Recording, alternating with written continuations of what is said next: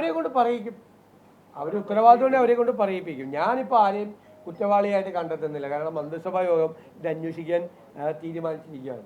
ഞാൻ വന്ന് ഇവിടെ ഇന്നിട്ട് പറഞ്ഞ് ഇന്നവരുടെ കുഴപ്പം കൊണ്ടാണെന്ന് പറഞ്ഞാൽ ദർ ഇസ് ആൻ ഇംപ്രോപ്പറൈറ്റി, അങ്ങനെ പറയാൻ പാടില്ല. ഇത് ഒരു ഒറ്റപ്പെട്ട ഒരു സ്ഥലത്തുള്ള ഒരു സംഭവം മാത്രമാണ്. ഇത് വയനാട് ജില്ലയിൽ മുഴുവൻ നടക്കുന്ന ഒരു സംഭവമാണ് എന്നുള്ള രീതിയിൽ വാർത്തകൾ പോകരുത്. കാരണം കഴിഞ്ഞ പ്രാവശ്യം നടന്ന സംഭവം തന്നെ ഒരു പഞ്ചായത്തിലെ 3 വാർഡിൽ നടന്ന സംഭവമായിട്ട് പോലും വയനാട് ജില്ലയെ അത് ഗൗരവതരമായി ബാധിച്ചു. ഇത് കഴിഞ്ഞ പ്രാവശ്യം നടന്ന ചൂരൽമലയിൽ നടന്ന ദുരന്തത്തെക്കാൾ ഒരു ചെറിയ ഏരിയയിൽ നടന്നൊരു സംഭവമാണ്, ചെറിയൊരു ഏരിയയിൽ നടന്ന സംഭവമാണ്. അത് മൊത്തം വയനാട് ജില്ല മുഴുവൻ കുഴപ്പത്തിലാണ് എന്ന തരത്തിലുള്ള ഒരു പ്രചരണം പോയാൽ അത് ഈ ജില്ലയിലെ ജനജീവിതത്തെയും അവരുടെ തൊഴിലിനെയും എല്ലാം ബാധിക്കുന്ന തരത്തിൽ പോകുമെന്നുള്ളൊരു റിക്വസ്റ്റ് കൂടി. ഒരു വളരെ ചെറിയൊരു പ്രദേശത്ത് മാത്രം ഉണ്ടായൊരു സംഭവമാണ്. ജില്ല മുഴുവൻ വ്യാപകമായ ഒരു പ്രശ്നം ഇതിനകത്ത് ഇല്ല. പിന്നീട് ഞാൻ ഇന്ന് രാവിലെ തിരുവനന്തപുരത്ത് പറഞ്ഞതുപോലെ ഇത് എന്തുകൊണ്ടാണ് ഇത് സംഭവിച്ചത് എന്നുള്ളതിൻ്റെ അന്വേഷണം നടത്തും. അതിൻ്റെ സാങ്കേതിക തലത്തിൽ ഉള്ള അന്വേഷണം ഉണ്ടാവും, നിയമപരമായി ഉള്ള അന്വേഷണം ഉണ്ടാവും. രണ്ടാമത്തെ കാര്യം, ഈ തുരങ്കപാതയുമായിട്ടുള്ള നിർമ്മാണ പ്രവർത്തനങ്ങൾ ഇനി പുനരാരംഭിക്കുന്നതിന് മുമ്പായി അത് കേന്ദ്ര ഗവൺമെൻറ് കൊടുത്തിരിക്കുന്ന പാരിസ്ഥിതിക പഠനം നടത്തിയിട്ട് അനുമതി കൊടുത്തിരിക്കുന്ന സമയത്ത് വെച്ച കണ്ടീഷൻസ്, നിർദ്ദേശങ്ങൾ അത് പാലിച്ചിട്ടുണ്ടോ ഈ കരാറുകാർ എന്ന് ഒരു സൂക്ഷ്മമായ പരിശോധന കൂടി നടത്തിയിട്ട് മാത്രമേ പ്രവർത്തികൾ പുനരാരംഭിക്കുകയുള്ളൂ. ഇപ്പോൾ 2 സൈഡിലും, തിരുവമ്പാടി സൈഡിലും അതുപോലെ തന്നെ വയനാട് സൈഡിലും ഉള്ള ഈ തുരങ്കപാതയുടെ നിർമ്മാണ പ്രവർത്തനങ്ങൾ അതിനുശേഷം മാത്രമേ ആരംഭിക്കുകയുള്ളൂ.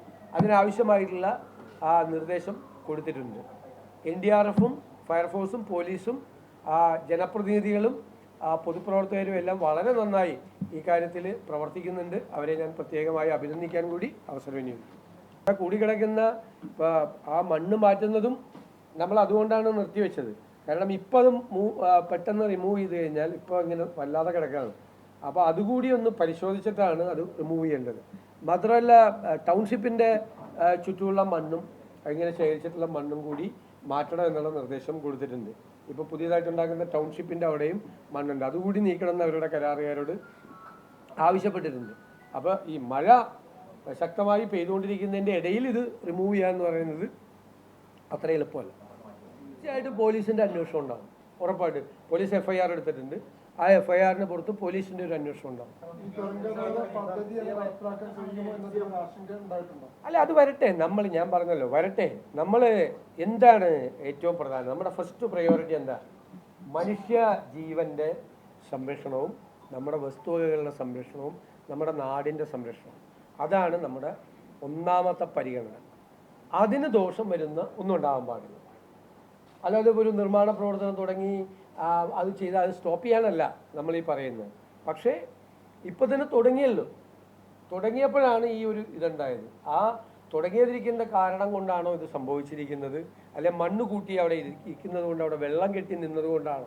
അപ്പോൾ കുറച്ച് നേരം സ്ഥലത്ത് വെള്ളം കെട്ടി നിന്ന പാറ പൊടിഞ്ഞു പോരുന്ന സ്ഥിതിയാണെന്ന് പറഞ്ഞു കഴിഞ്ഞാൽ നോക്കണം, നമുക്ക് പരിശോധിക്കണം. ആ പരിശോധിക്കാൻ ഏറ്റവും അതറിയാവുന്ന ആളുകളെ, ബന്ധപ്പെട്ട ഏറ്റവും നന്നായി അറിയാവുന്ന ആളുകളെ വെച്ച് നമ്മൾ പരിശോധിപ്പിച്ചിട്ട് നമ്മളൊരു തീരുമാനം എടുക്കുകയുള്ളൂ. അതുവരെ നമ്മൾ പണി നിർത്തി വയ്ക്കാൻ പറയും, അല്ലേ?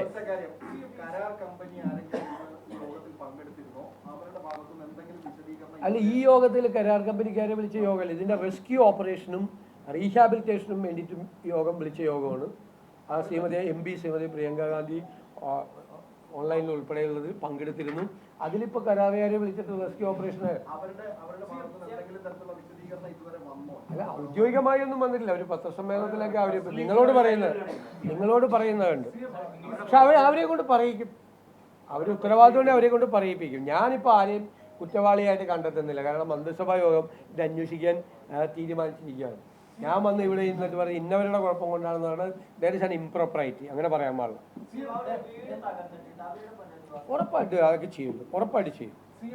നമ്മൾ അതുപോലെ തന്നെ ഈ ഇത്രയും അപകട സാധ്യതയുള്ള പ്രദേശങ്ങളിൽ നിന്ന് ആളുകളെ പൂർണ്ണമായി അവരെ റീഹാബിലിറ്റേറ്റ് ചെയ്യാൻ വേണ്ടിയുള്ള സ്കീമും കൂടി ഗവൺമെൻറ് ആലോചിക്കും.